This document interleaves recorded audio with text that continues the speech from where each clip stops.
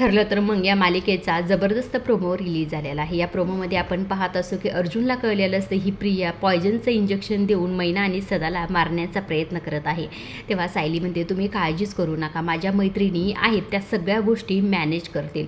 इकडे दुसऱ्या बाजूला सदा आणि मैना हॉस्पिटलला जात आहेत वाटतं। तेव्हा इथे मैना म्हणत असते सायली आणि अर्जुन नसते तर आपलं काय झालं असतं। हे बोलणं खरं तरी ते आनंदीच्या कानावर पडतं। कानावर पडल्याबरोबर ती म्हणतात सदा आणि मैना इथे काय प्रकार आहे हा, हे सायलीताईला कळलंच पाहिजे असं म्हणून सायलीला सर्व गोष्टी तिने सांगितलेल्या असतात। आता खरं तर आनंदीच्या मदतीने मैनाचा जीव वाचणार आहे बरं का।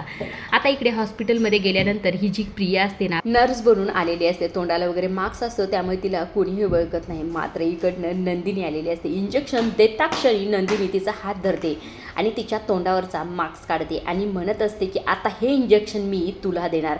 आनंदी आणि त्याचबरोबर नंदिनीच्या मदतीने सदा मैनाचा जीव वाचलेला असतो।